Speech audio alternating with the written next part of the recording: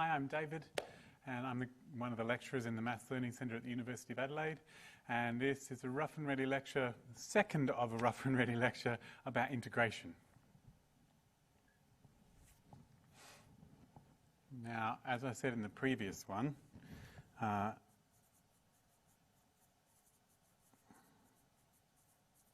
integration is a kind of calculus. And in this one, I'm going to be talking about techniques of figuring out integrals.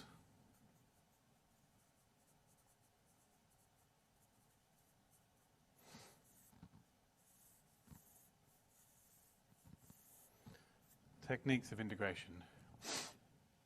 So the story so far is that integration gives us a way to think about doing the sum of a function across an interval. It's sort of like a weighted sum, and in the background there's average values. So here are some things that we know to be true about the way integrals work.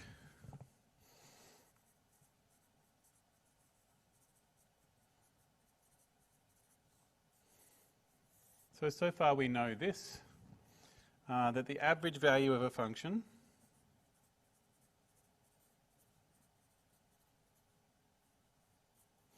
of f of x on the interval from a to b is the integral from a to b of f of x dx over the width. So we figure out this sort of weighted sum. We divide, and this sum is if function values happen more often on that interval, then they're counted more. So if a function value happens for a longer width, it's counted more in that sum. And then you divide by the total width to get sort of an average value for the function. So in this one, it's sort of like we're thinking of it as like a sum weighted by the width of the intervals that have those function values.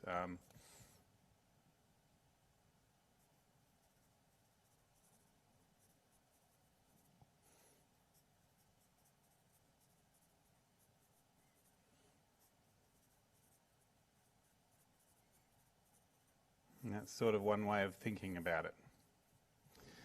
Okay, so that's the first thing we know, that the average value of a function is the integral. And so, I mean, that was the way of thinking about this, that we thought about integrals as being something that we use to do an average value. And then we discovered that if we draw a graph, then the integral is sort of like an area. And so we also noted that this integral is the area between the graph of y equals f of x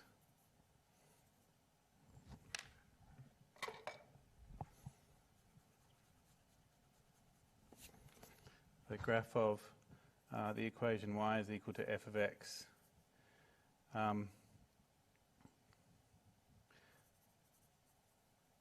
and the x-axis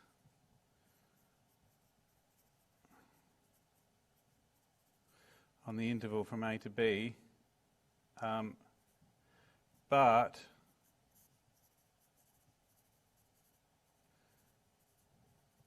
areas below the x-axis counting as negative.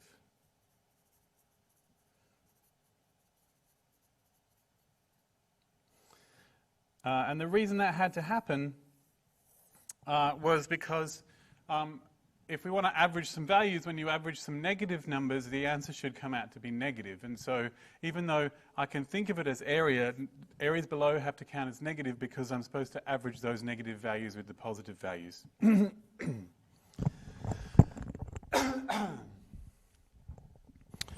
Okay.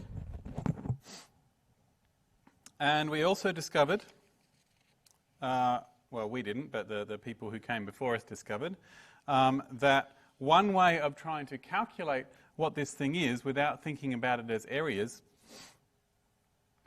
is to find the antiderivative. The opposite of differentiation will help you to figure this out. And this was the fundamental theorem of calculus part 2.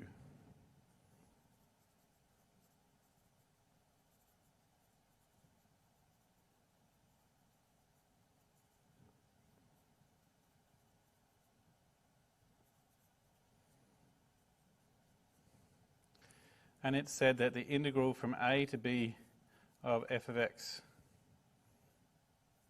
dx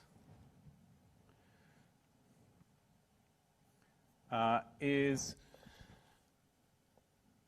this notation, which is short for this. And it's actually, it could be any function, but it's traditional to call it capital F. If this one's called little f, and if this one was little g, to call this one capital G. But there's no reason to use any particular letter. You could use whatever letter you wanted, and it doesn't even have to match, and it doesn't have to be a capital letter. Where f is an antiderivative of little f, that is f capital F dashed x, when you differentiate it, comes out to the same answer as little x.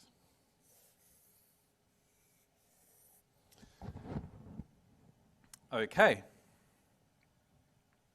And we also discovered that, that one of the functions that does that is the integral so far. So if you do the area so far of a function and you differentiate that, then it will give you the original function.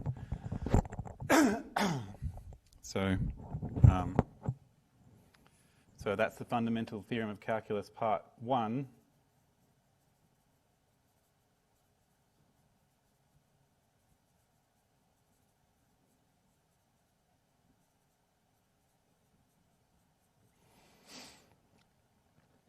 Which was that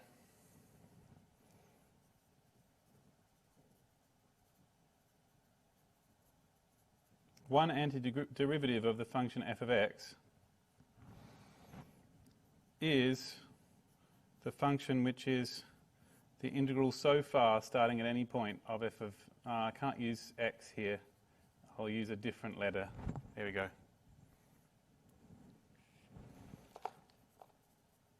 That is, if this is how f is defined, then f dashed x will be little f of x.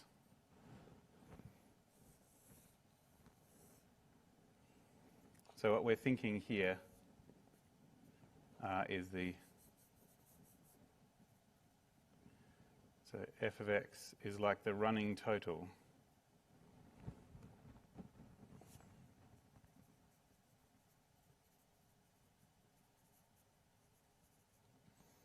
or the area so far. Of course, the running total or the area so far. Okay, which means that if little f is already a derivative of something, then capital F will be the thing that you differentiated to get little f. Okay, cool. So these are the things we know so far. And what we're going to do today is we're going to figure out ways of doing this. Ways of figuring out what an antiderivative is.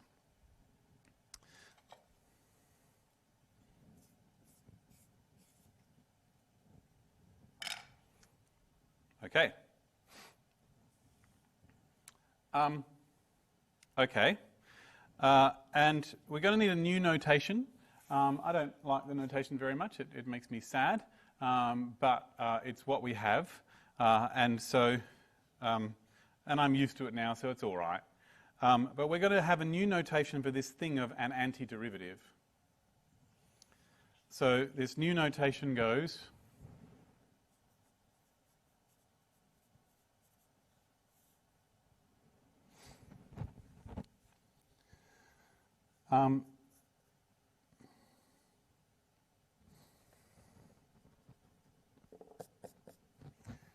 the integral of f of x dx, without the numbers here, just a straight up integral sign, denotes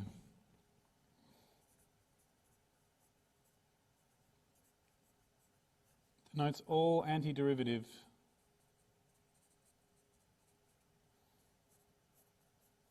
of f of x. That's what it means. It's supposed to be covering all possibilities for what that antiderivative could be. Because we know that there are multiple functions that all differentiate to give the same answer. And it's supposed to be that. You read it aloud as the integral of f of x dx. That's how you say it.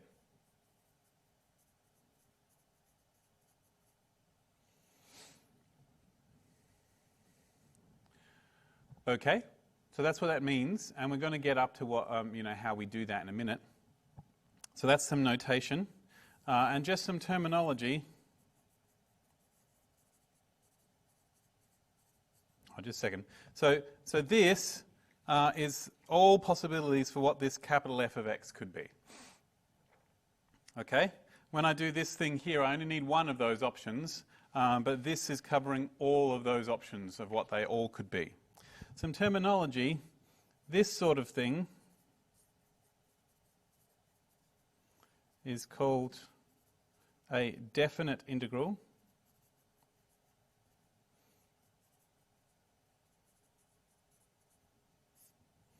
And it always produces a number.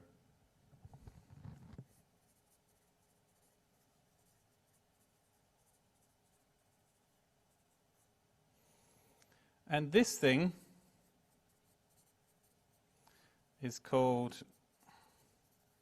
an indefinite integral.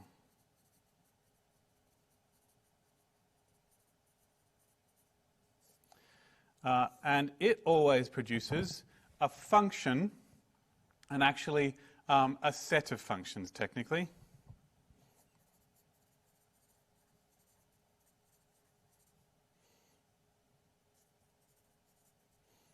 Always gives a function, set of functions. Okay, just so you know, I'm probably not going to use those words again. I will try, but mostly from context, when you read it aloud, you just say the integral. You don't say the definite integral of or the indefinite integral of. You just say the integral because in context it makes sense. All right, I've set it all up. We're getting there.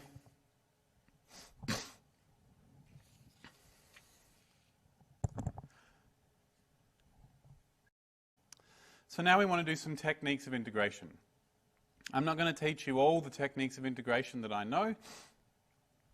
Just some of the first ones that you learn. If you do more calculus in the future, maybe you'll learn some more. I think it's useful when you're trying to figure out something that has, if you've got a thing that has multiple different techniques to figure them out, it's useful to try which ones you want in the order of how easy they're going to be to do. And so I have a list that I think of which has them in categories. I'm going to list them in that order and we'll get there. So here are some techniques.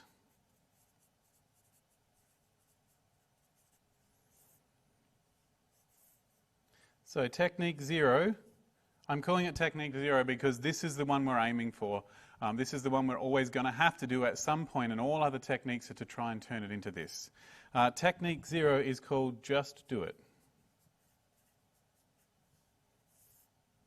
And it has a few sub-techniques, some things that are under this category.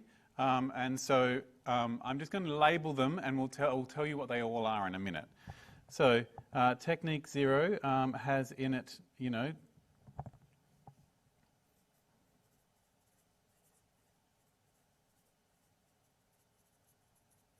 know your derivatives. What it does with multiplying by constants.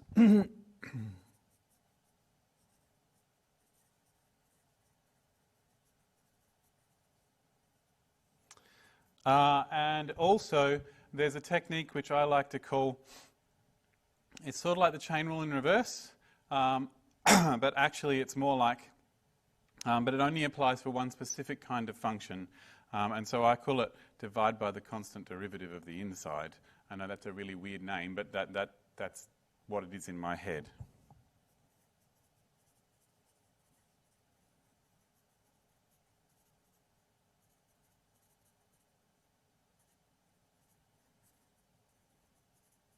So they're all in the just do it category.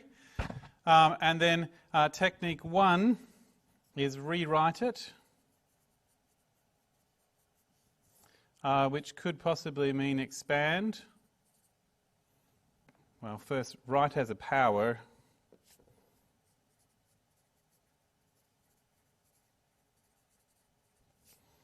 And maybe expand or simplify.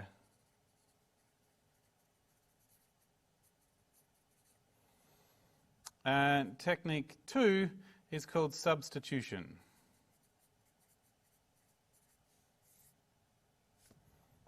And there's really no subcategories of that, it's just substitution. But I would say that there are actually several kinds of substitution. I'm just going to call this substitution. It doesn't have any subcategories. And technique 3, which I may or may not get to, is called integration by parts.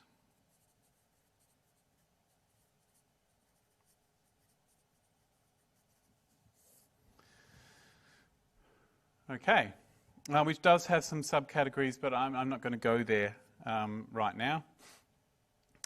Okay, so these are our techniques, and that's what I'm going to talk about over the next about an hour or so. And I'm going to just do lots of examples of how to do them. They're really difficult to describe, in general terms. So it's just easier to do them as examples. Okay, so that's my list of what I'm going to be doing. And so technique 0, just do it.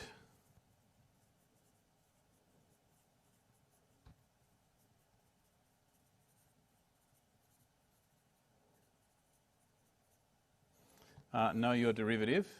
So basically, well, we know the rule. The rule is that if you want to do an integral, you need to find an antiderivative. And that's what indefinite integral is, denotes all the antiderivatives. And a definite integral, I'm going to have to find an antiderivative in order to do it.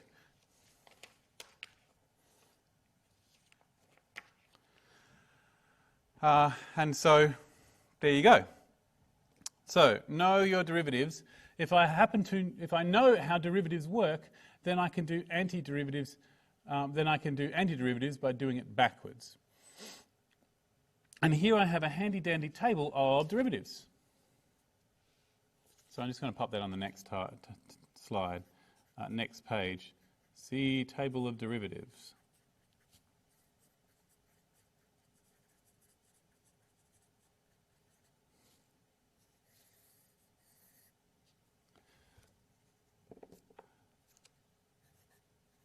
Okay.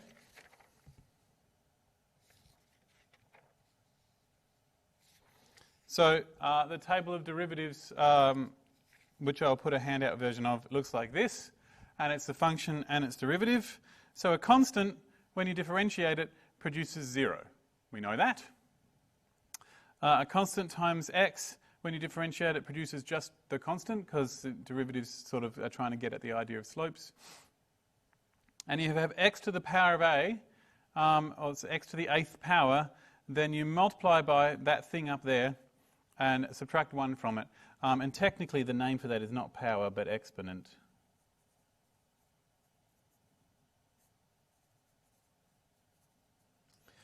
These ones will come up if you do any other maths courses, but I'm not going to talk about those. These ones are important, and the most important ones are these two. The derivative of e to the x is the same as it was before, and the derivative of ln x is 1 over x. Ln, the absolute value of x, is 1 over x. These ones will all come in other courses. And this is the fundamental theorem of calculus, part 1. So this is our table of derivatives. we have some polynomials, or even things that can be written as powers. And we have a couple of things that aren't polynomials, and we need to be able to use them. Okay, so anytime we see any of these things, we can automatically write down these. Always true. So that's function and derivative. If we go this way, that's integration. And you don't have to write down any rules when you do these things, you just do them. Okay. All right, here we go. The integral of x cubed dx. It's an indefinite integral.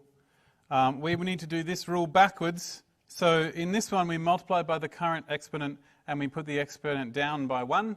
So when you do the integration, you're going to have to put the exponent up by 1 and then divide by the new exponent. So there's no integral sign anymore. So power goes up by 1, divide by the new power, like that. Now here's the thing. I know that anything that looks like a quarter x to the power of 4, if I differentiated it, I'd get a quarter times 4x to the 3, and it would come out to this.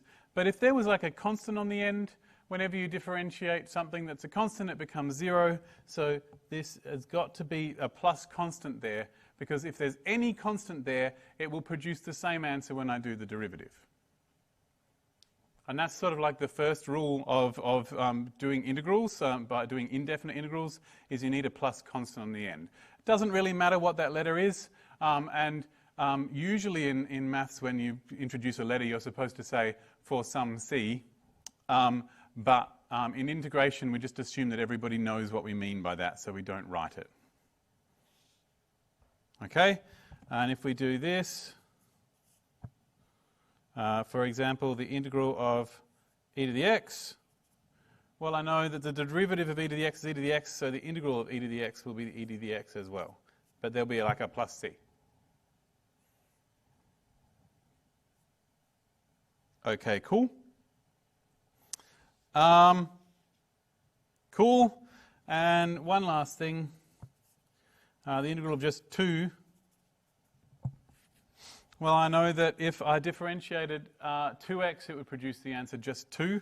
And so this would be 2x plus c. That's just your straight up, just do it. Okay, if you know the derivative, then you know the integral. One more. The integral of 1 over dx dx will be ln of the absolute value of x plus c. Remember, that's a letter L, not a letter I. And then that's because the derivative of ln x is 1 over x. ln of the absolute value of x is 1 over x. Okay. That's pretty much it for that. That's why it's technique 0. You just know your derivatives and you just do them. Okay, but there are some rules for derivatives that we can borrow. We know that when you differentiate things that are added together, you do the derivatives separately. Totally true for integration as well.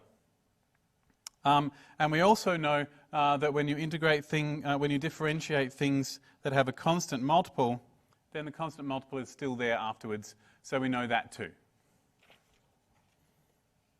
So technique 0, just do it.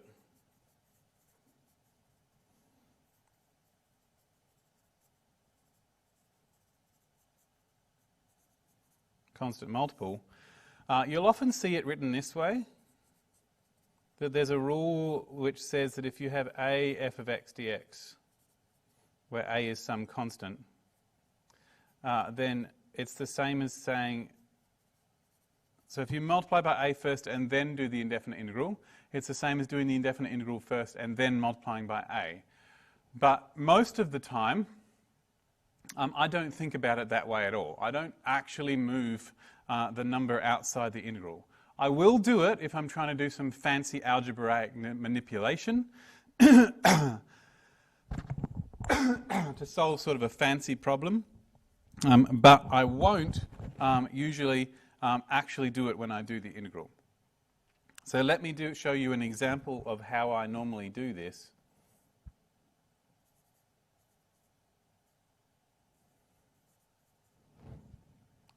Okay, this integral, the integral of 3 times x to the power of minus 6 dx.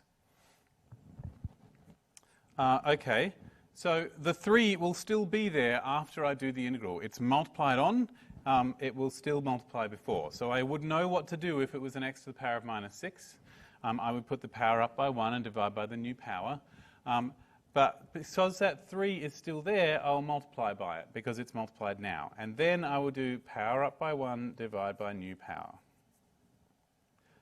plus c. Minus 3/5 of x to the minus 5 plus c. Okay, that's how I use this rule. Okay, so now we are ready for our Beautiful. We also know we can combine this together with, technically, I haven't listed this as a proper rule, but if you add things together, you can just do the integral separately. So there's also this rule.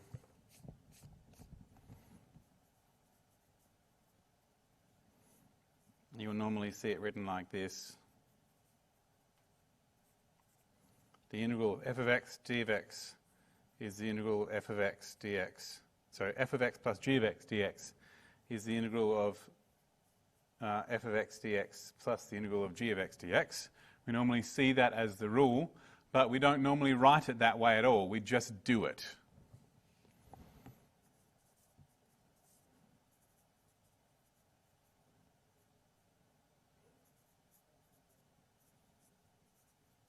Like that. I'm favouring 3s. Let's make that an 8. Okay, so here we go. The 8 is multiplied on, so it will still be there afterwards. The power of x, that's a 5, that will go up to 6, and I'll divide by the new power. And because this integral is separate with a plus, I can totally just do that.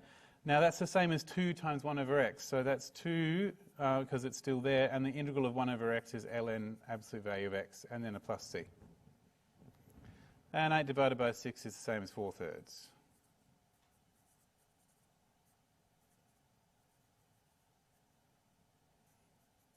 Beautiful. All right, so that's the just doing it. Okay. And the final thing on the just do it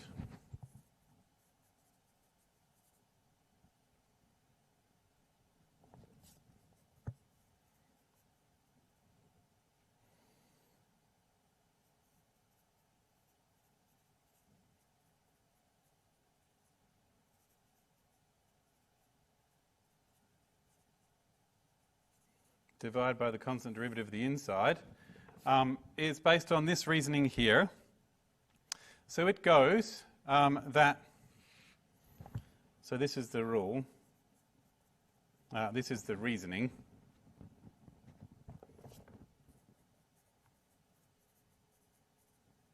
Behind why this works.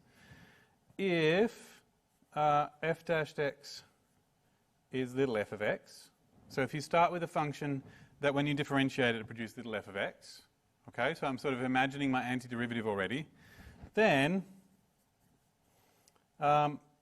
if I think of f of ax plus b, then according to the chain rule, when I differentiate that, I will get little f of ax plus b times a because of the chain rule.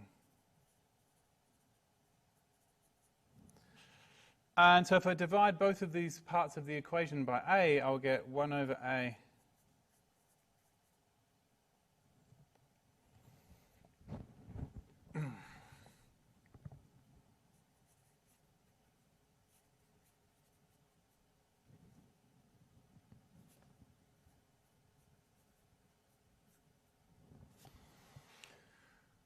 which means that the derivative of 1 over a f of ax plus b is f of little f of ax plus b. That's the reasoning. And we don't use that reasoning ever. This is sort of just a reason why this works. Once we know how this reasoning works, we can just do it. Okay? So all of this tells me that if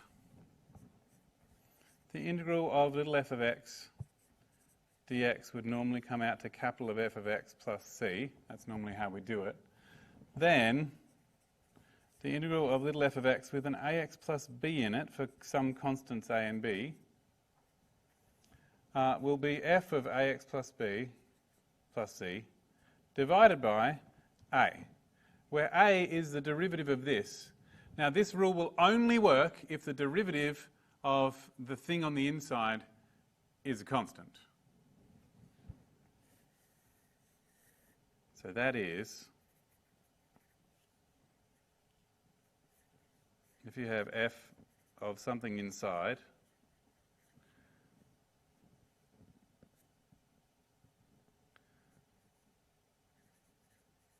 and the derivative of the inside is a constant,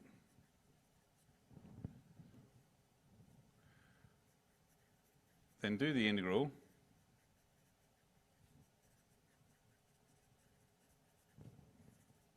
and divide by that constant.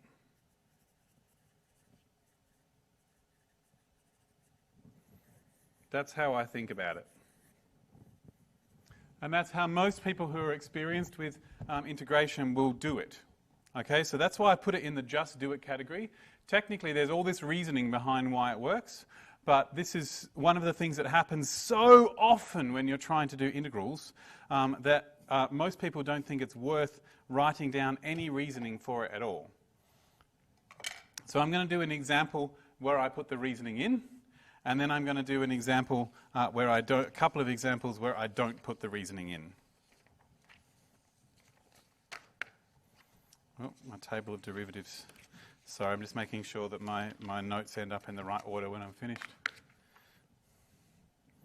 So for example, the integral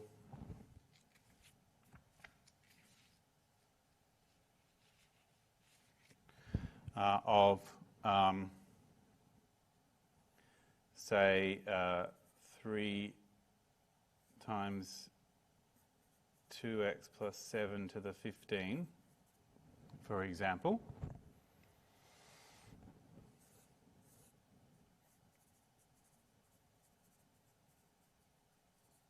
With reasoning. And the with reasoning would go like this. Note, if f of x was equal to 3x to the 15, then f dashed x would be 3 times 15. No, wrong way.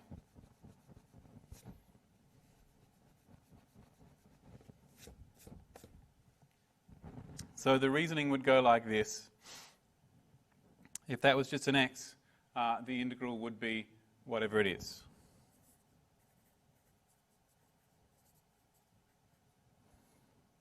So the 3 would still be there. We put the power up by 1 and then divide by the new power plus c.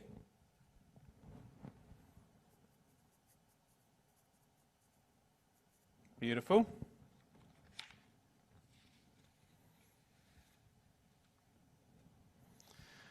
And so that means that the derivative of this is that. And so then we say consider f of x is 3/16 of 2x plus 7 to the 15. Then f dashed x is 3/16 times 15 2x plus 7. So that's a 16, isn't it? To the 15 times 2 because of the chain rule. And so therefore,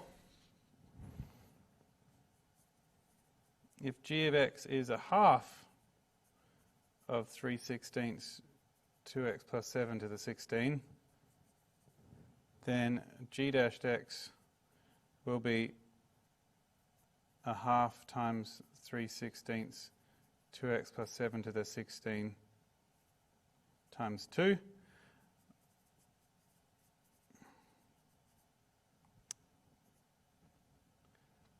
X plus 7 to the 16th. And so therefore the integral of 3 times 2x plus 7, so it's not going to be a 16 anymore, it's going to be a 15, isn't it? To the 15. And the 3/16 will be, damn it, it'll be times 16, which will be 3 times 2x plus 7 to the 15 times 2. So therefore if we do half, sorry guys,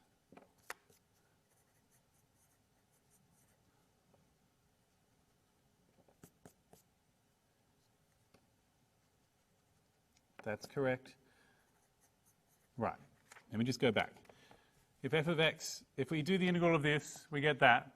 If f of x was this function, then when we differentiate it, the 2 would come out. And so when we differentiate it with the half, the 2 still comes out, but it cancels with the 2, and we just get this 3.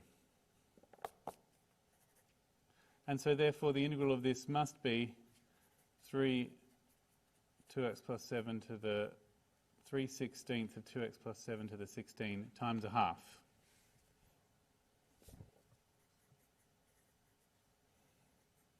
Plus c, which is 3/32. Okay, that's the full reasoning. And the short version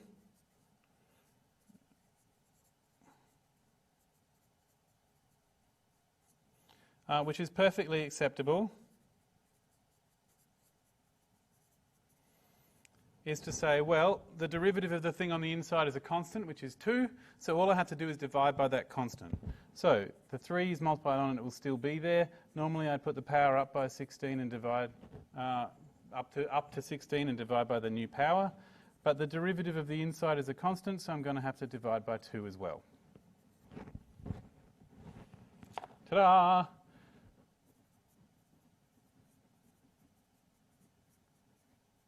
And that's a perfectly acceptable thing to do. Okay? So one more example of this quick version. The integral of 1 over 3 minus 4x.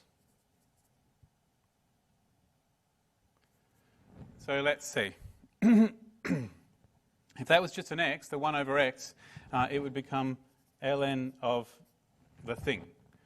But the thing that is there, its derivative is a constant, its derivative is minus 4, and so 3 minus 4x, I will have to divide by the minus 4, which is minus a quarter ln of 3 minus 4x, the absolute value of 3 minus 4x. Okay, that's the way that that rule works. Fabulous.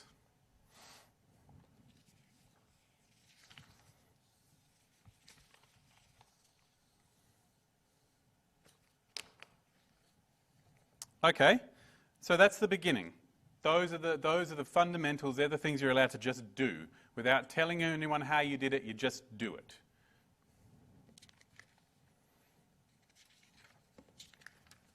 Okay then, technique number 1, it's now a proper technique, is to rewrite it.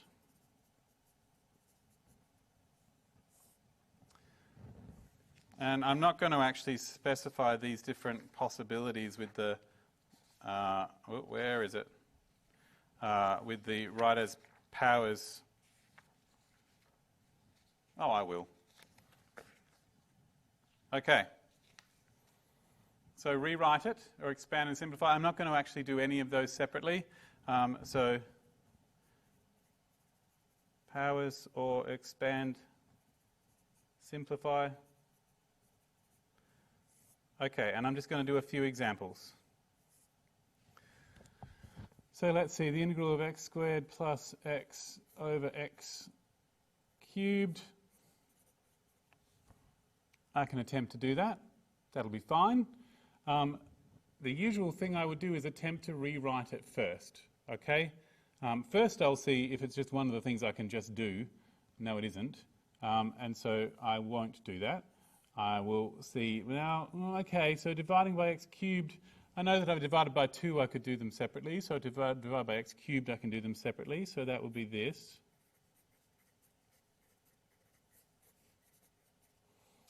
And x squared divided by x cubed, that's the same as 1 over x. And x over x to the x cubed would be 1 over x squared.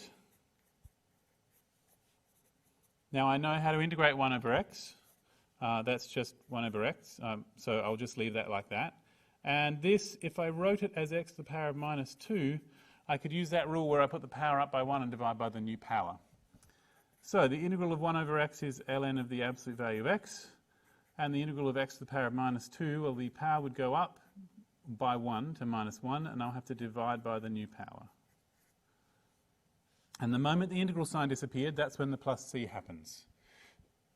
And so I get ln of absolute value of x plus, now x to the power of minus 1 is 1 over x, and multiplying by minus 1 is the same as doing subtraction.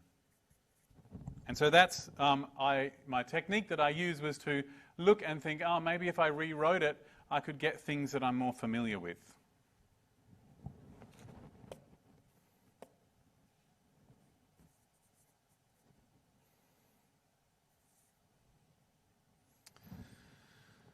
Okay.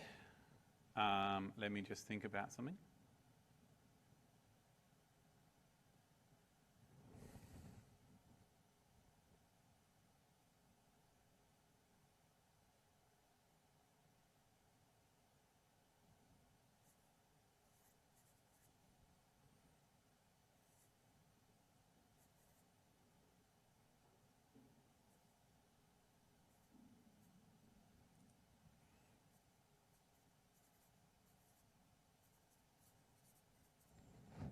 So this one here, it looks really intimidating, but it should be possible for many things to see what would happen if I rewrote it.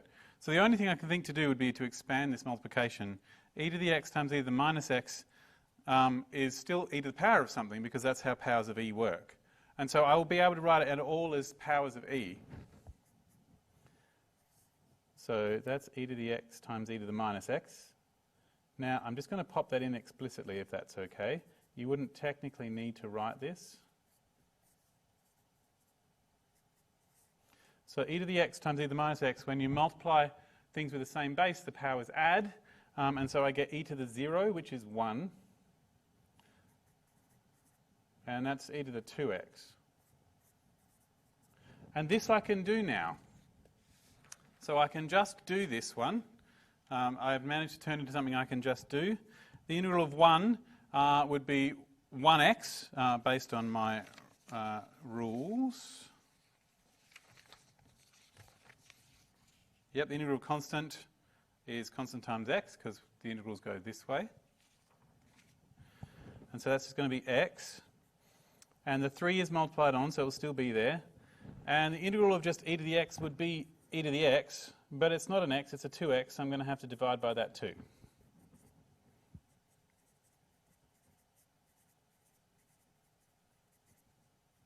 Okay, beautiful, done.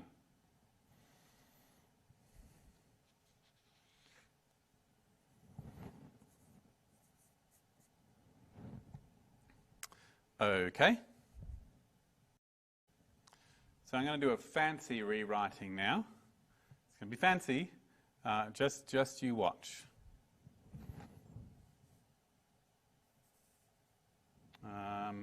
Give me a second.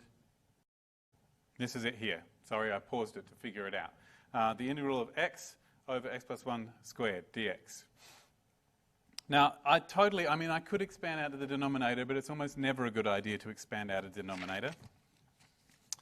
And I know that if everything had x plus 1s, then I could use that rule with the derivative dividing by the constant derivative thing. So I noticed that if there was an x plus 1 on the top, that would be easier. And so I'm just going to arrange for there to be an x plus 1.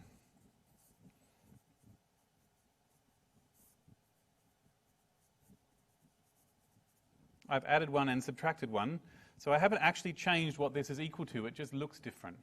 And then I notice that I can divide these things separately.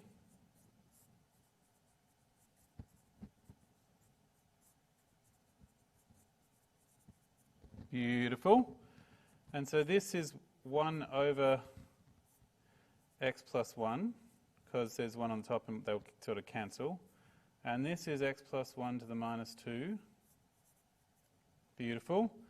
And the integral of this would be ln of the absolute value of x plus 1, but because I'm going to have to divide by the derivative of the inside.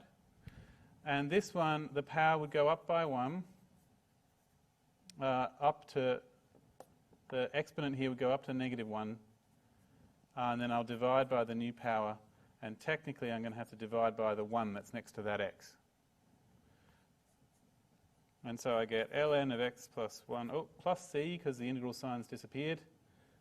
Ln of the absolute value of x plus 1, minus, so plus 1 over x plus 1, plus c.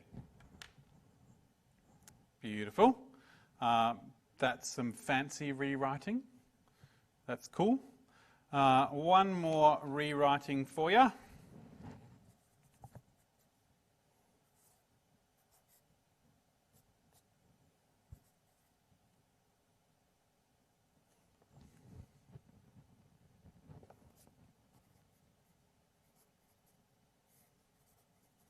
Square root of root 5 minus 7x. Well, I know that there's really not room for it on this page.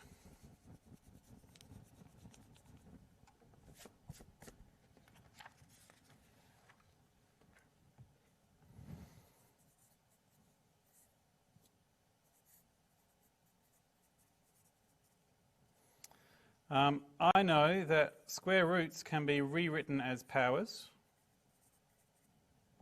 like that. And so, since it is a power, I can just put the power up by 1. That goes up to 1.5, which is 3 over 2, and divide by the new power.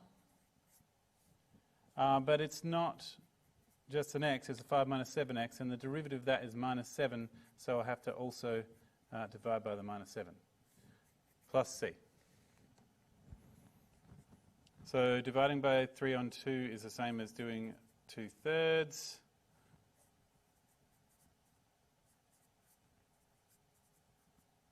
And we've still got to do the 1 on 7.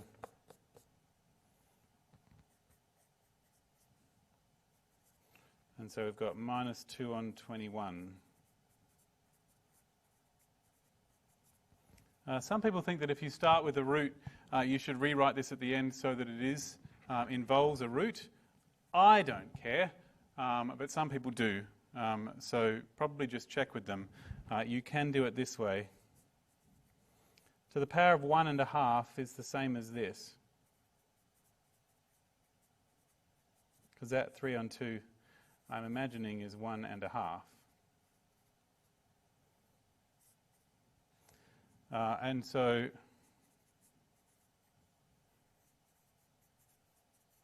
if you really want to write it with the root back in there, you can do this. I personally don't care, but some people do. So it's worth noting. Let me just step back and have a look at how these workings are written so that we can just make sure that you're on the same page as me with how these are written. You'll notice that I've got an integral sign here, and I've just written equals, equals, equals, equals, equals, because when there's a floating equal by itself, it means which is equal to. So, or just is equal to the thing above. So this thing is equal to this, which is equal to this, which is equal to this, which is equal to this, which is equal to this. And that's how it works. And you'll notice on each line, I've just changed one thing at a time if I can, so that the reader finds it easier to follow what's going on. I didn't skip straight from here to here. It was easier. I probably could have skipped straight from here to here, but it was easier to put this line in. And I didn't, even though I knew how to do the integral of the 1 over x at this point, I didn't do it like, didn't write ln x plus, like here, plus x minus 2 dx, because it's not true, right? The ln x is what happens after you've done the integral. So I'm just going to have to wait until everything's ready and then do the integral all at once. I could have split it into two separate integrals if I wanted, but it would have just taken longer to write. And you'll notice I put brackets around things so that you can be sure that it all belongs inside this integral here. And also the plus c appears the moment the integral sign disappears. I don't wait till the very end to put a plus c. And I definitely don't put no equal signs here because it's hard for mathematicians assume that if you're still working on the same object, there will be an equals. So if you don't write an equals there, we'll assume that you're talking about something new, and it will be really confusing for us. So make sure you put equal signs if they really are equal and you're still working on the same thing. Okay. So that's our combinations of rewriting, and I've done some fancy rewriting there. And you can do some really fancy rewriting if you're careful. If there had been an x at this spot here, then I could have arranged for that x to be written in terms of 5 minus 7x. But there are other ways of dealing with that that are a little easier to cope with, and so I'm not going to do that.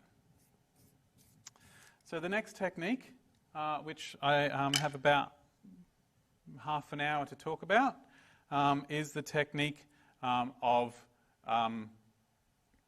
substitution. I did say I was going to do substitution, didn't I? Done rewrite it. Yep, substitution.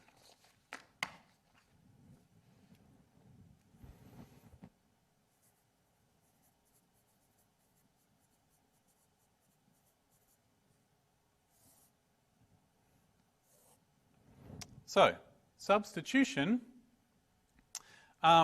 is a special method of doing integrals that allows us to rewrite the integral in terms of a different letter and then do that integral and then sub the x's or whatever the variables were back in at the end. Over in the USA they call it U substitution because it's traditional to use the letter U as your new letter. Okay, but here's the thing. So here's the idea.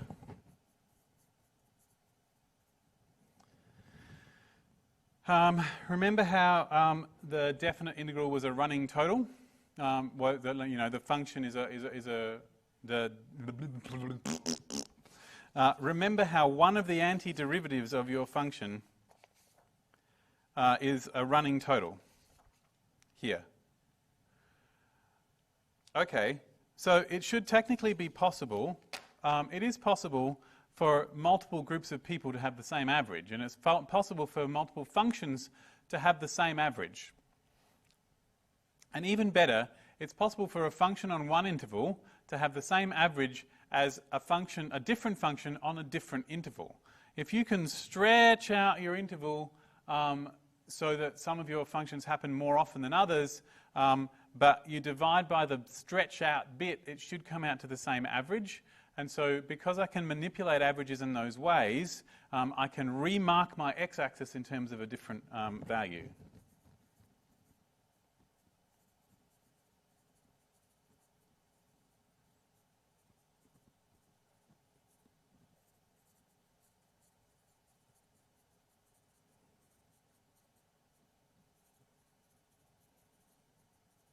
Usually U.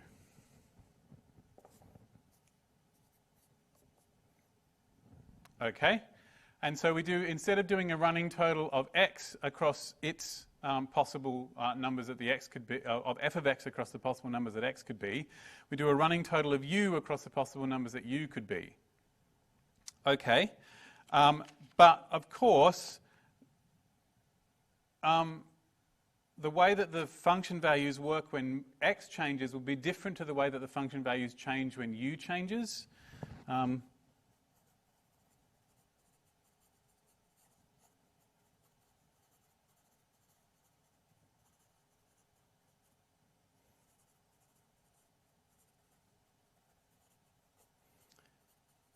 Is different to how quickly f of, well, technically u,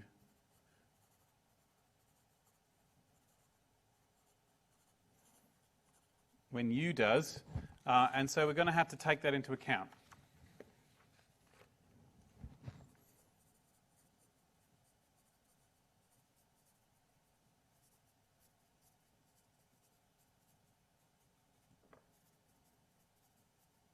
Okay, and it's just easiest to see examples and abstract how to do it from the examples. So let me do an example of how to do substitution. Okay. Right. And just so you know when to use it,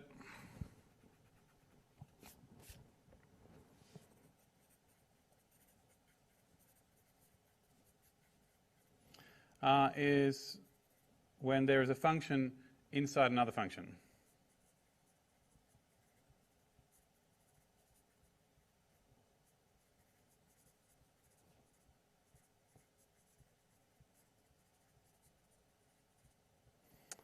And even better, when there is when the derivative of the inside function is already there.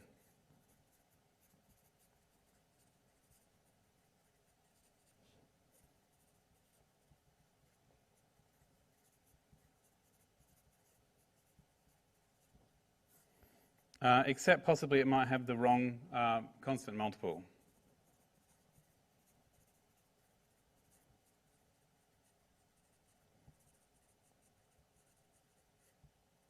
So that's when you need to use it.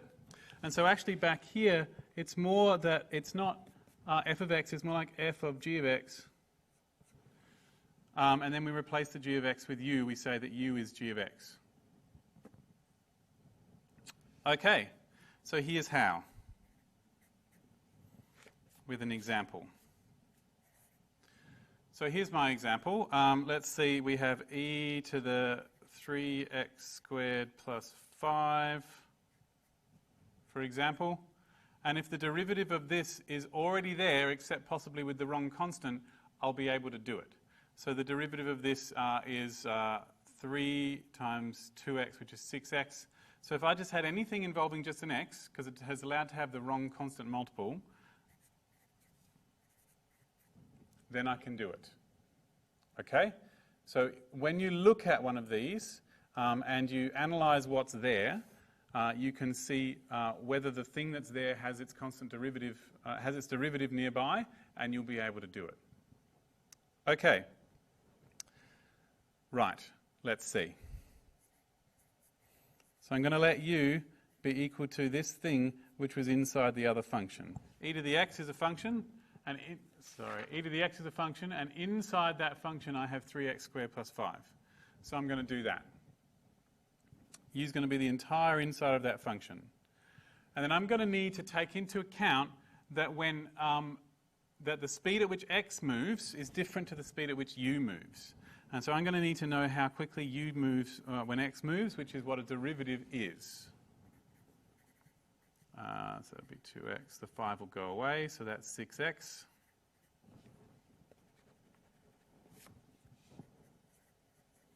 Okay. So this dx is a little tiny change in x as I move along the x-axis. That's the little movement in x I get, which I multiply by the function value to change it.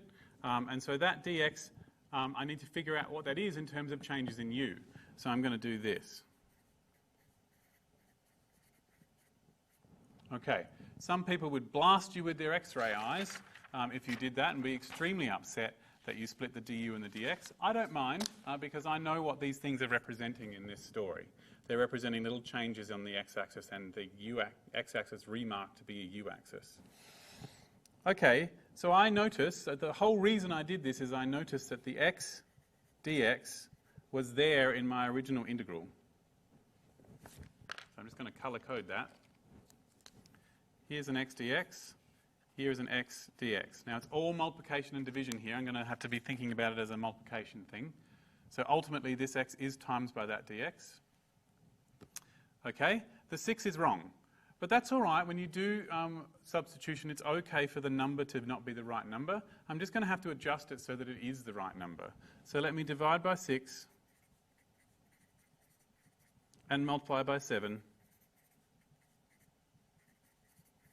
And now they do match.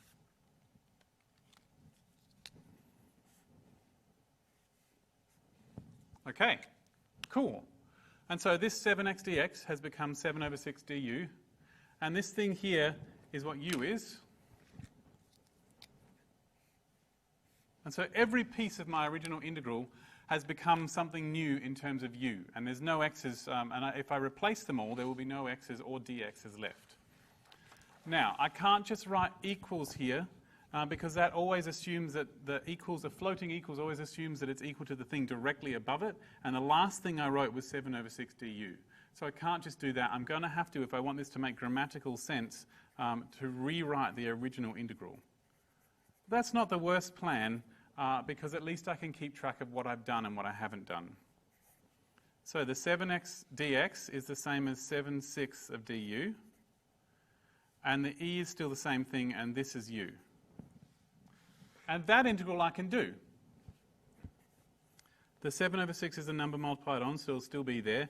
The integral of eu is just e to the power of u, plus c because the integral sign's disappeared. And of course, the u is really, where is it? 3x plus 5. 3x squared plus 5. And ta-da, I'm done. That's how substitution works. You have to set up what the u is, find the derivative, try and make what's there attached to the dx match the derivative, and then sub it all in, and at the end put the x's back. It is very important when you do a substitution to do this working so that the person reading it can tell what you did. Do not just write this. That's not good enough because you haven't told the reader.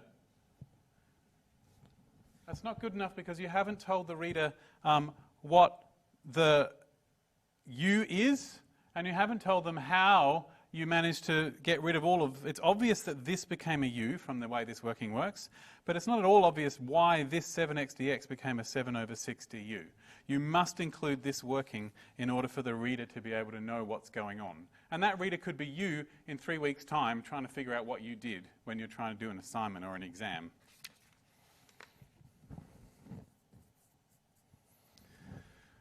All right, let me do another substitution.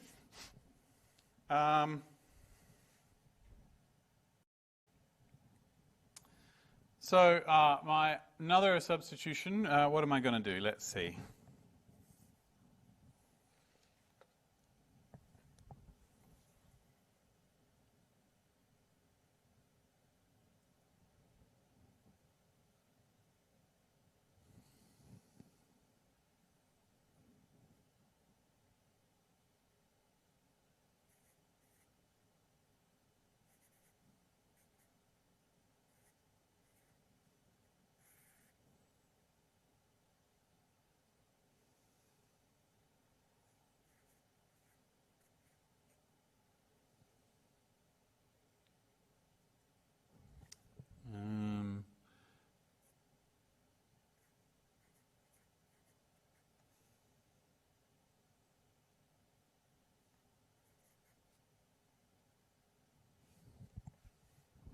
Okay.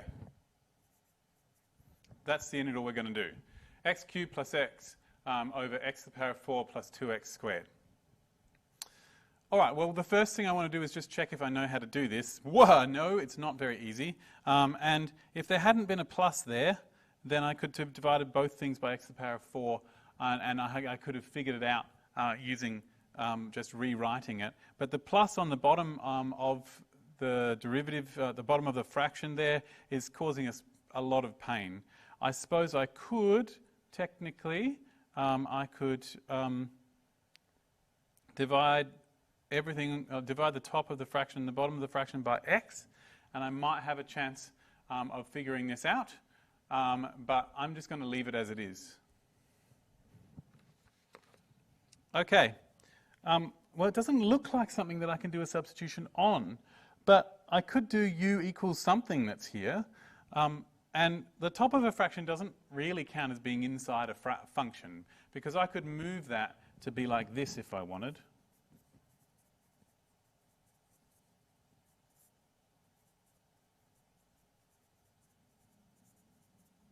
Like that. And now this does look like it's inside a function that I know the integral of, a 1 over x. So if this was u, we'd be really good. That'd be great. But we'd like to hope that the derivative of this is this, but possibly with the wrong constant. Well, we'll give it a go and see what happens.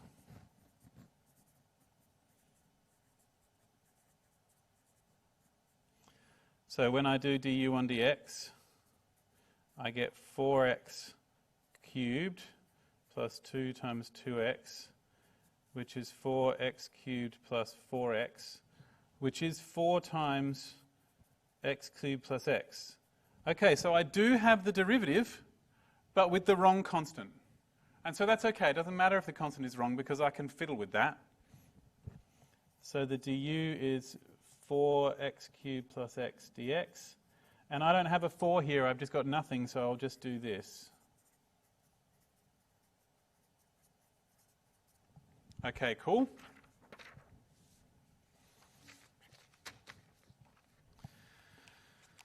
Okay, so every piece of my original integral is now found. I found this bit. That's here. And this bit is here. So I can replace everything with a u. So therefore, my original integral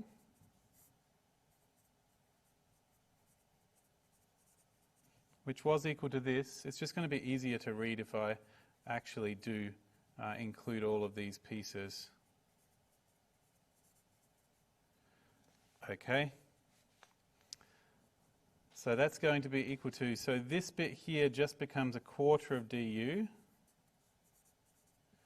The 1 is still a 1, and this thing is u. And I know what the integral of 1 over u is. It's ln of the absolute value of u. The quarter's multiplied on, so it will still be there. The plus c appears because the integral sign disappeared. You'll notice that the integral and the du go away the moment the integral happens. We can start thinking about these things as brackets that tell you what to do to the inside thing here. Interestingly, temporarily at this point, we saw all of this as a thing and the integral as a thing that happened to that. So we keep switching perspectives when we're doing substitution. And the u is really, what was the u? X to the power of 4 plus 2x squared. Okay, cool. That's good. So let me give you one more example of using substitution. And this one's a bit clever. If you can be taught to notice the thing that I'm about to do, then you can do it yourself.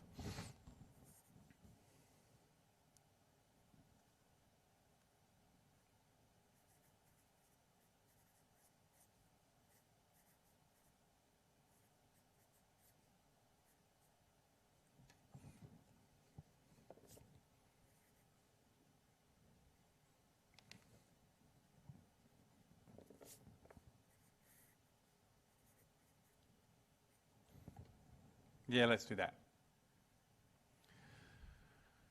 Okay, so this one is really intimidating.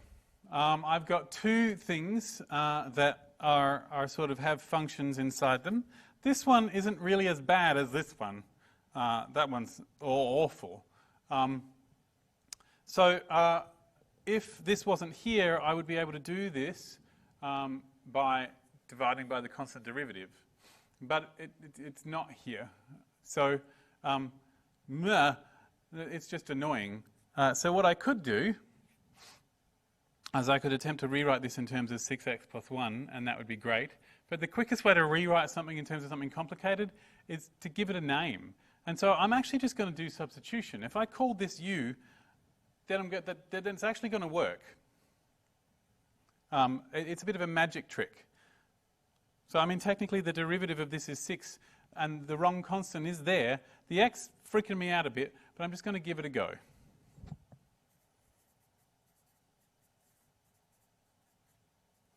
All right, so then du on dx is just 6. And I don't have a 6 dx, I've just got an x dx. So I'll do that. Okay, so this is here, and this is here. So I know what both of those things are. Problem is, what on earth do I do with this 2x minus 3? Well, that's okay. I can actually deal with that. I've already done the du on dx thing to deal with the dx. So I'm going to go back to this original equation and fiddle with that to see what I can do with this. Because I'm going to need to put the x, a u here as well. I can't leave an x in here. So let's see. Plus 1. And I guess u minus 1 would be 6x. That'd be great. But I haven't got a 6x, I've got a 2x, so I'll just divide by a 3. And then I'll subtract 3.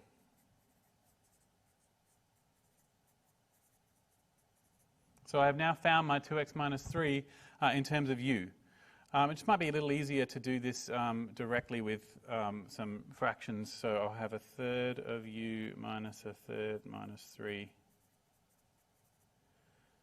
And so what have we got? We've got a third of u. So minus 3 and a third. Well, 3 would be 9/3, so that's minus 10/3. And so now I have found my 2x minus 3 in terms of u.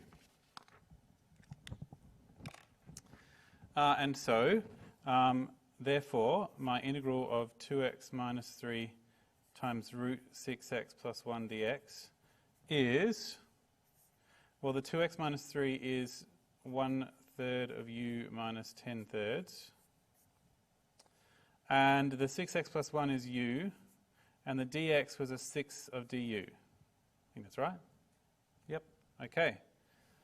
This I can do, because if I just pretend that I didn't know what any of this stuff was and I just looked at these u's, I can do this because that can be written as a power and I can expand it out. So let's see, that's 1/3 of u minus 10/3 times u to the half times a 6. Okay, so let's expand this all out. That times this would be 1/18 of u to the 1.5. And that times that would be 10/18, which would be 5/9 times u to the half. And that I can do. The 1/18 will still be there. The power will go up to 2.5, so 5/2, and I'll have to divide by the 5/2. And then the 5/9 is still there. The 1.5, half will go up to 1.5, which is 3/2, and I'll have to divide by 3/2. And so I get 1/18 times 2/5 of u to the 5/2 minus 5/9 times 2/3 u to the 3/2. Need a plus c back there.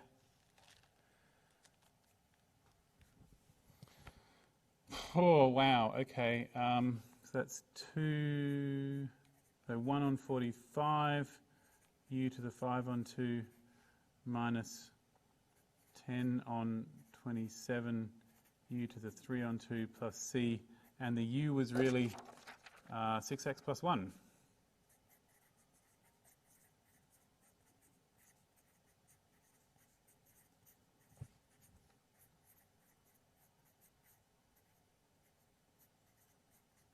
And I don't think there's any point in attempting to simplify that any further. We're just going to leave it like that.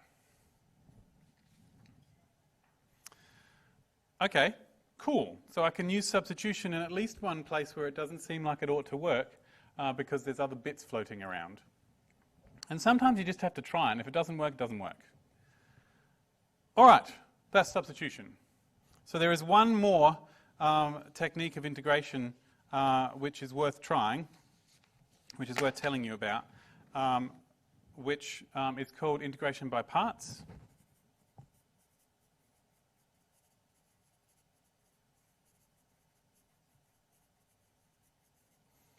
For most of the integrals that you see in a course of a high school level, the choice of doing substitution or integration by parts, often they'll both work. And substitution is usually a little easier than integration by parts to keep track of, and there's usually less minus signs to lose along the way, which is why I put it earlier. Integration by parts is designed to deal with situations when you have two functions multiplied by each other.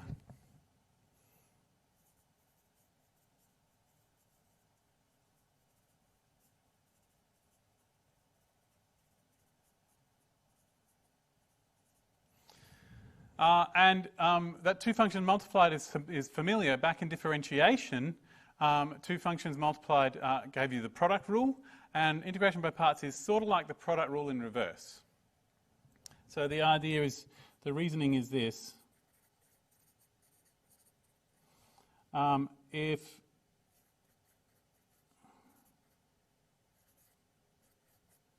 the derivative of this, right, is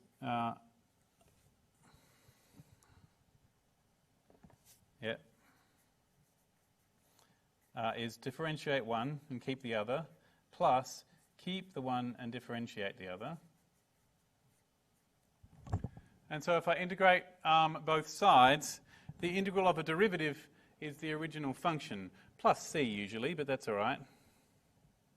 So I'm just going to actually not pop that there, but put it underneath.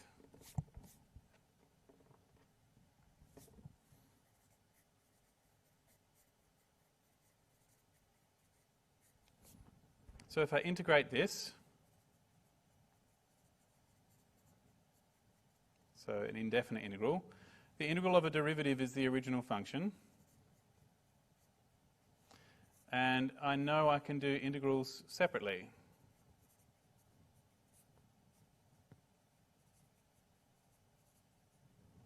Beautiful.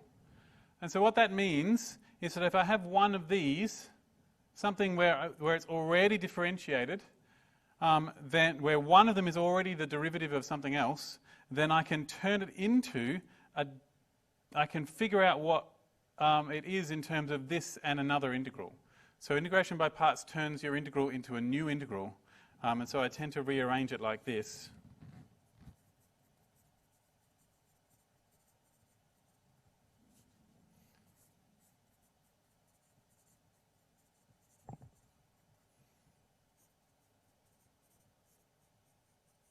Subtract this from over there.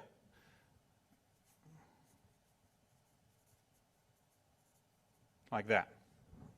And this is the integration by parts formula. Things you'll notice about this formula is you start with an integral and you turn it into a thing without an integral and another integral. Okay? And one of these things is a derivative here, and the other one is a derivative there, and neither of them is derivative here. So we have to think of one part of it as already being a derivative, and the other part we're going to have to undifferentiate it. So it's already being derivative, and the other part by the end will become a derivative at the end. Okay? So we already have a situation with substitution where we have to view one piece of it as the derivative of another piece, but that's when you have a derivative and some other function which has a thing inside it where the derivative is on the outside. We're going to be looking at two completely separate things, one of which we see as a derivative and the other one we see as an ordinary function. We could have also gotten this.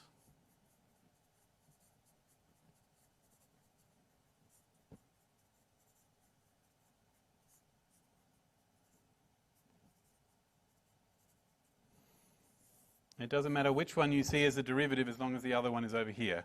And the easiest way to understand integration by parts is to just do an example.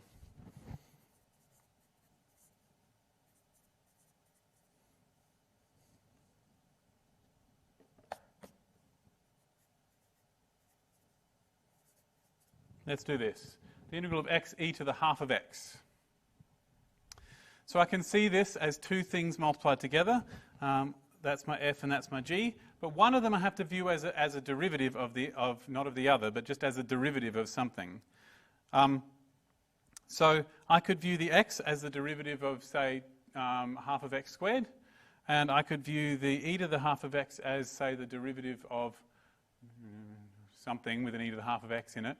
And that'd be great. And I get to choose which one. And my choice is going to be based on which one becomes simpler when I get over to this side. So if I do the derivative of this, I get 1. And the derivative of this is like a half e to the half of x, which is not simpler. But 1 is simpler. And so that's the one I'm going to choose to get differentiated at the end. So I'm going to see this as f of x, g of x. And I'm going to call this one the thing that is already a derivative. Because by the time I get to the other end, this will be differentiated and it will become a 1. So where f of x is x and g dashed x is e to the half of x. So to do this process, I'm going to need to figure out what f dashed x is. So I've started this bit. I'm going to need to figure out what gx is. So f dashed x will be the derivative of x, which is 1. And g dashed, well, the integral, to get rid of a dash, you should do an integral. So g of x is going to be, now, e to the x is the same. And then because it's got a constant multiple, I should divide by that constant multiple. Normally, you'd put a plus c when you do this. But this process, it doesn't actually matter if you put the plus c or not. You just need one possible function that works. So it's technically a possible g. And so that's 2 e to the half of x. Okay, cool. And so therefore, my integral of x e to the half of x dx is going to be f of x, g of x, minus f dashed of x, g dashed of x. No, nope, nope, nope, nope.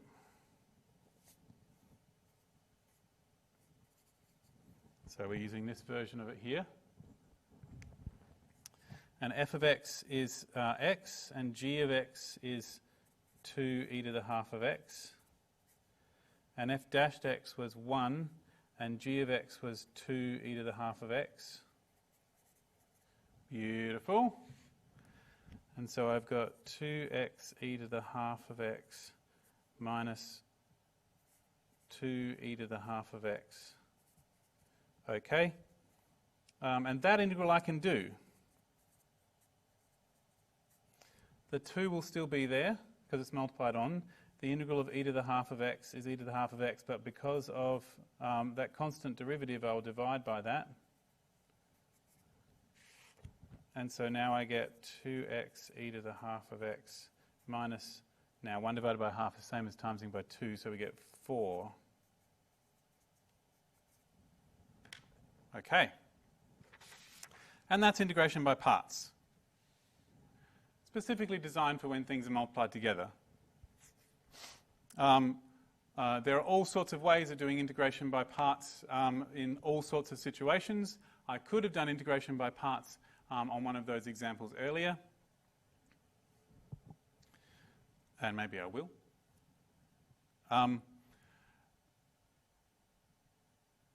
Maybe I will do an integration by parts just to show you how that works as an integration by parts. Substitution is usually easier, but I'll show you. So just notice the way I did this working. I set it up, I told the reader which bit lined up with f of x and which bit lined up with g dashed x.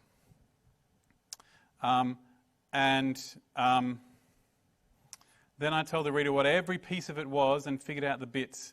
And then when I came back to do the original integral, I repeated the original so people knew what I was talking about. And then I put the f's and g's so that I knew what to sub in, and then I was able to do it. And note that it turned it into a new integral, which I still had to actually do in order to finish the problem. But the plus c didn't appear until the very last integration symbol disappeared.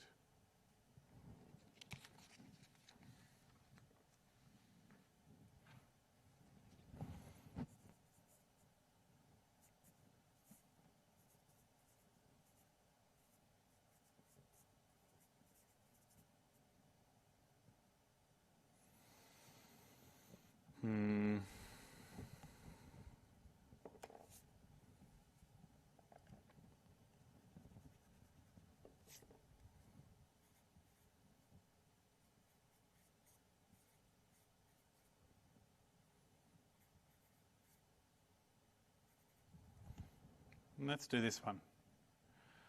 Okay, the integral of x plus 1 to the 6, x minus 2 to the 3 dx. Well, I could totally expand that out if I wanted. There's nothing stopping me expanding that out. And if I was extremely clever, I could attempt to rewrite that as, no, it's just not going to work. I could do a substitution, u equals x plus 1, but this would still have some wicked thing involving u cubed, and I'd still have to expand it out. So integration by parts is a good plan. So I'm going to call this f of x and g of x dx. And one of them is going to be a dash and the other one's going to not be a dash. Can I not put a 3 there? I really don't want to do this. Okay. So if whichever one doesn't have the dash is going to get differentiated, and whichever one does have the dash is going to get integrated. If I differentiate this one, it'll become a power of 5, and I integrate that one to become a power of 3, and that just seems worse to me. But if I differentiate this one, it'll become a power of 1, which means I have a hope of doing it, possibly with substitution. And I guess if I differentiated it again, I could get a power of 0, like it could go away entirely and just become a constant. And so I reckon I might do integration by parts twice. Okay, so this is going to be the one that I get differentiated, where f dashed x is x plus 1 to the 6, and g of x is x minus 2 squared. So when I integrate this, I will get the power will go up by 1, and I'll divide by the new power, but I'll have to divide by the constant which is there, which is 1, so that's okay. And I differentiate this one, so that'll be 2x take 2 to the 1, and then I divide by that, so that's okay. I'll just leave that as a 2x take 2 if that's all right. And so therefore my original integral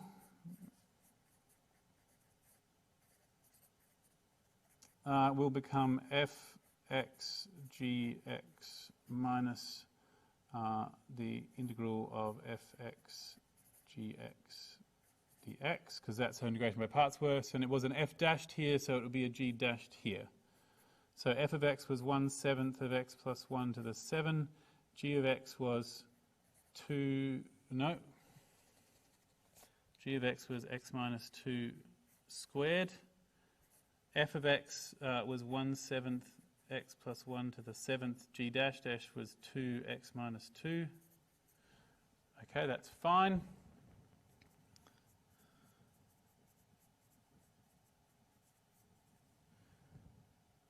Minus 2/7 x plus 1 to the 7 x take 2 dx.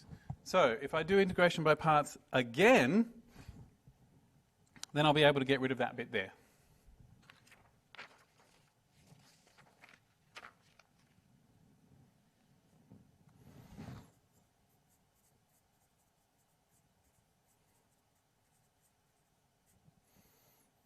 Now, I've already used F and G, so I'm going to have to use some other letters. M and N are usually reserved for... What about P and Q?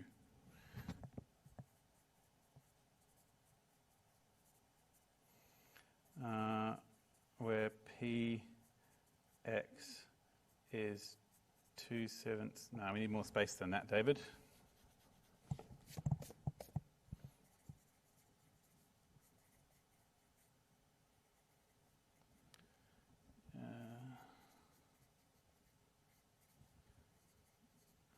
QX.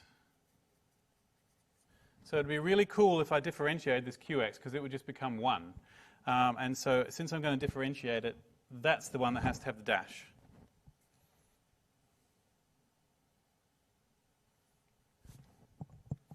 So let's see, Px is going to be the integral of this. So the 2/7 is still there.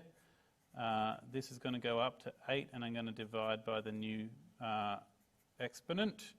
And so that'll be a 1, that'll be 4. 1 over 28 x plus 1 to the 8. And q dashed x is just 1. Yeah, because the 2 disappears. And so therefore, the integral that I've been trying to do this whole time. Now, let's just go back to where we're up to. We're up to here. I'm just going to copy that out again because it's going to be a bit difficult to line it up since it's across the other side of the page. So this bit didn't change. And this became p of x, q of x, minus the integral of p of x, q of x dx. But it was a p dashed here, so it would be a q dashed here.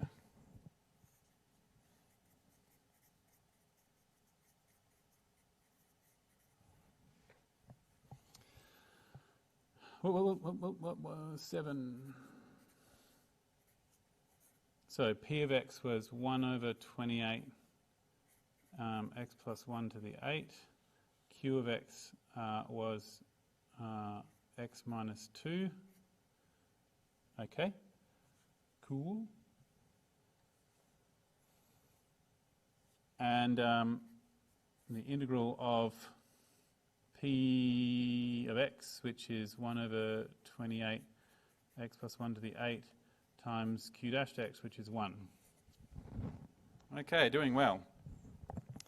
So we've got 1/7 x plus 1 to the 7 x minus 2 squared minus 1 on 28 x plus 1 to the 8 x minus 2 minus 1 on 28 x plus 1 to the 8 dx. Beautiful.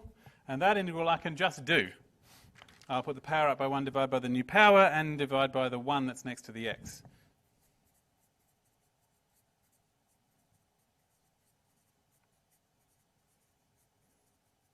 So copy out this bit again. Minus 1 on 28 times 1 on 9, x plus 1 to the 9, plus c. Ta-da!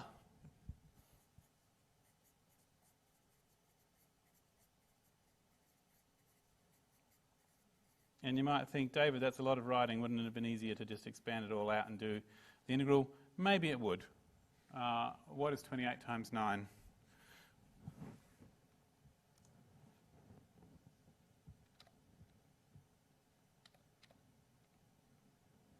$252.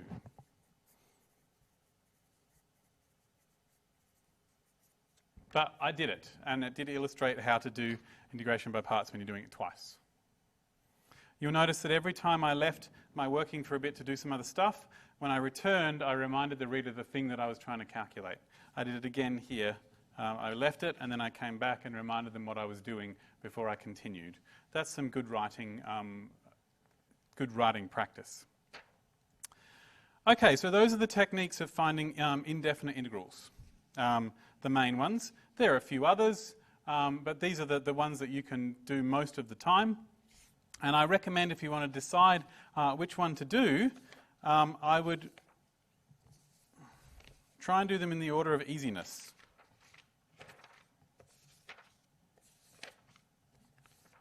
So if it happens to already be the derivative of something that you know, then just do it. And that includes when there's multiplied by a constant, and that includes when the inside has something like 2x plus 5 or ax plus b. That'll all work just fine. And it may not be very much work to do a little bit of rewriting to get it into that format. And otherwise, there's substitution and integration by parts. And substitution is when there's a function inside another function, and integration by parts is for when there's two functions multiplied together. But importantly, in both of those situations, one part of what's there has to be the derivative of something. In substitution, the derivative of the inside thing has to be there already, except possibly with the wrong constant. And with integration by parts, one of those pieces, those parts, has to be something that you know how to integrate. All right, and if you're in a course that has these techniques and you get given an assignment or an exam, it won't involve anything other than these techniques. And I should also point out that a lot of the time substitution is easier to do than integration by parts. Integration by parts has a lot of moving pieces and some minus signs that are easy to get rid of, easy to lose along the way. In fact, I just want to check something. Look, look, look. I lost one. See? This minus belongs to both of these. That's going to be a plus. Told you it was easy to lose minus signs when you do integration by parts. My goodness. All right, well, thanks for listening. There will be one more integration lecture, which will involve doing some problem solving, using the ideas of integration, and applying these again to problems involving areas and also problems involving functions that are already defined as integral, as derivatives. So keep an eye out for that.